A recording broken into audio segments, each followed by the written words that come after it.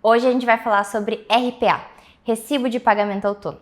Isso é bem importante, principalmente se você é um dono de uma clínica e vai ter outros profissionais, outros médicos que vão trabalhar na sua clínica, ou você vai começar a trabalhar numa clínica e não sabe como efetivamente você vai receber a tua remuneração. Então vamos lá. Meu nome é Rafaela das Apóster, eu sou advogada tributarista, sou especialista em clínicas médicas e se você também está achando que paga muitos impostos ou não está entendendo como é a tributação na tua clínica, entre em contato que eu posso te ajudar. Enfim, vamos lá falar sobre RPA. O que é isso? Quando um médico se forma, geralmente ele não abre automaticamente uma PJ, constitui a sua empresa e ele pode trabalhar como autônomo, ou seja, como uma pessoa física. Então, quando você se forma e decide que vai começar atendendo um consultório, você pode ter o seu consultório e começar a atender como pessoa física para os seus pacientes. Então, você vai emitir um recibo e veja que agora não existe mais um recibo físico, é somente o digital. Tenho outros vídeos sobre aqui falando sobre esse tema que você pode assistir. E quando você decide, então, ser uma empresa, você vai atuar como uma pessoa jurídica, como a sua empresa, e vai emitir uma nota fiscal. Então, você decide atuar numa clínica, você vai trabalhar alguns dias numa clínica de uma outra pessoa, de uma outra empresa, de outros médicos. Você pode atuar como CLT, ou seja, você vai ser empregado dessa clínica e você vai receber o seu salário e todos os benefícios de ser trabalhista.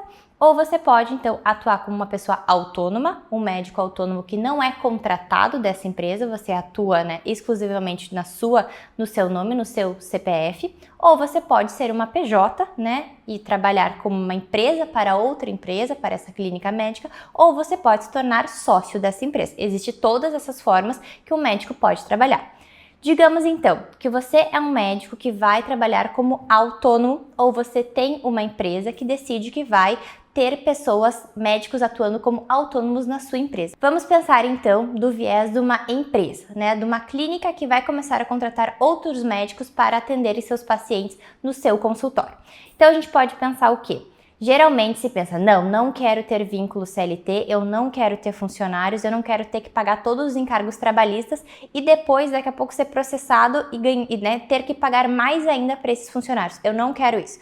Outras duas formas de vinculação é ser um pessoal autônomo, contratar médicos como autônomos. Por que pode ser mais vantajoso para o médico, para a clínica contratar um médico como autônomo do que como médico PJ? Porque o RPA, o médico autônomo que vai receber um recibo RPA do seu pagamento, ele consta na folha de pagamento dos médicos desta clínica.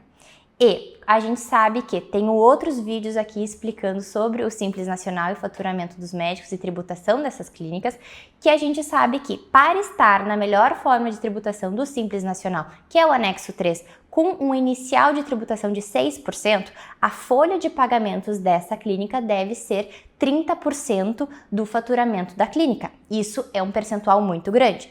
E como é que se configura essa folha de pagamento? Funcionários, o prolabore dos sócios, que é o pagamento, o salário dos sócios, e o RPA, então este médico autônomo que trabalha na sua clínica, mas não é um empregado, também pode constituir como folha de pagamento. Então, se você tem vários médicos autônomos que trabalham na tua clínica, sim, eles estão dentro do valor da folha de pagamentos. Então, para você, se você está no Simples Nacional, é muito bom e reduz, sim, o pagamento de tributação. O que deve ser considerado? Quando você vai contratar um médico por RPA, o que a RPA quer dizer? É um recibo de pagamento do autônomo. Então, na hora de fazer o pagamento para este médico autônomo, você já vai recolher o INSS e o imposto de renda da pessoa física. Então, esse médico que está recebendo como autônomo, no seu imposto de renda, aquela retenção na fonte, e esse valor, então, é retido antes de dar toda a remuneração desse médico pelo serviço que ele prestou. Mas aí vem uma coisa muito importante. Esse médico autônomo não pode somente começar a trabalhar na tua clínica. Ele deve ter constituído a sua inscrição no município. Por que o médico autônomo deve fazer uma inscrição no município? Porque para o município ele deve pagar ISS, Imposto sobre Serviços. Então, vamos recapitular aqui. O médico que trabalha como autônomo, a empresa que vai contratar ele para prestar serviços na sua empresa, vai então recolher INSS e Imposto de Renda. Mas o ISS, que é o Imposto sobre Serviços, que é pago ao município, fica de competência, é obrigatório deste médico, né, deste médico autônomo. Por que que você, como dono de clínica, deve fiscalizar e, antes de deixar que essa pessoa autônoma trabalhe na sua clínica, se certificar de que ela tem inscrição no município? Porque já vi casos, já aconteceu com um cliente meu, numa clínica, na verdade, de odontologia, que ocorria dessa forma.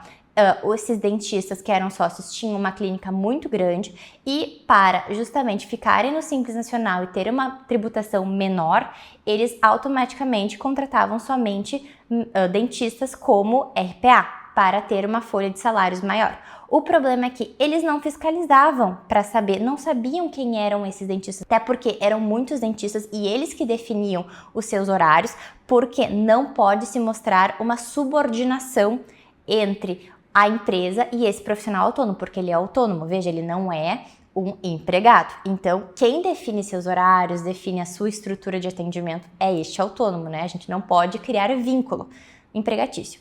Então, o que foi feito? Essa empresa, como não considerava nada, eles tiveram uma autuação do Ministério do Trabalho, que foi perguntar para eles: quem são essas pessoas que estão trabalhando na sua clínica? Mostra pra gente que todos os tributos foram pagos.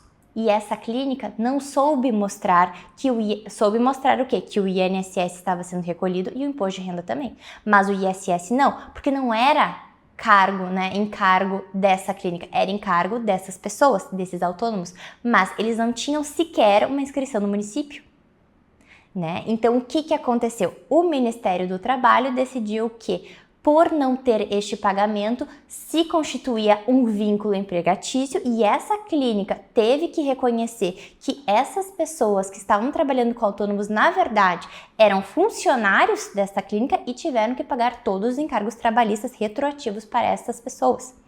Então, para a clínica, justamente por algo que ela não era competência dela, não era obrigação dela recolher o ISS, mas por falta de ter o cuidado de ver quem eram essas pessoas que estavam trabalhando na clínica, elas tiveram que pagar um encargo gigantesco, né? Então, se você for dono de uma clínica, existe sim benefícios em se ter pessoas que trabalham na sua clínica como RPA, como pessoas autônomas, mas tome muito cuidado em verificar quem são essas pessoas e se está tudo correto a regularização delas.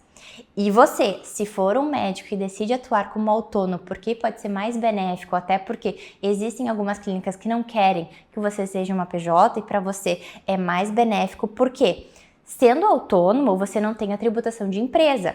Então, você vai fazer tudo no Carnê-Leão, né? Toda a sua tributação vai ser no Carnê-Leão. E você vai poder utilizar das despesas dedutíveis, que eu também tenho outro vídeo aqui falando sobre despesas dedutíveis. Então, para você, pode ser que a sua tributação como pessoa física seja mais baixa e você não chegue a pagar 27,5% de tributação, né? Considerando talvez o caso de você ser uma única pessoa, você não se enquadra no Simples Nacional, no anexo 3, você vai ter que ir para o Simples Nacional no anexo 5, talvez, para não ser uma tributação tão alta, e você no anexo 5 começa a tributar em 15,5%.